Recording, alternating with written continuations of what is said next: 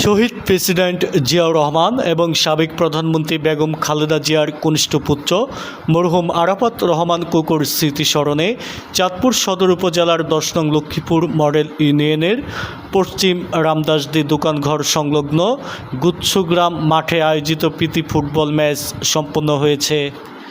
ইউনিয়নের ৮ নং ওয়ার্ড ছাত্রদলের সহযোগিতায় খেলার উদ্বোধন ও প্রধান অতিথির বক্তব্য রাখেন ইউনিয়ন যুবদলের সভাপতি মোহাম্মদ নুরুল ইসলাম পাটোয়ারি।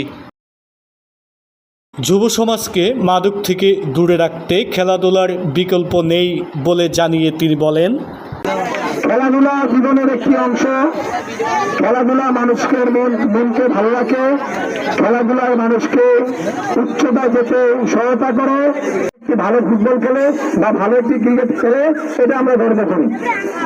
আর যদি আমাদের এলাকায় কোনো একটা ছেলে মাদকাসক্ত হয় তাহলে আমার এলাকা, আমার ফ্যামিলি, আমার এলাকা ধ্বংস হয়।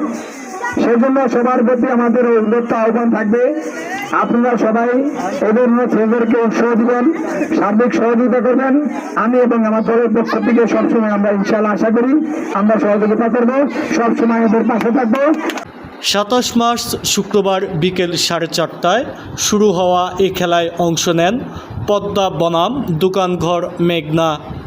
এ সময় পদ্মাকে ১-০ গোলে হারিয়ে মেঘনা চ্যাম্পিয়ন হওয়ার গৌরব অর্জন করেন। খেলা শেষে চ্যাম্পিয়ন ও রানার্স আপ দলের হাতে ট্রফি তুলে দেন প্রধান অতিথি সহ অন্যান্য অতিথিবৃন্দ। এম সাদ্দাম হোসেন, আঞ্জুমানের চোখে, চাঁদপুর।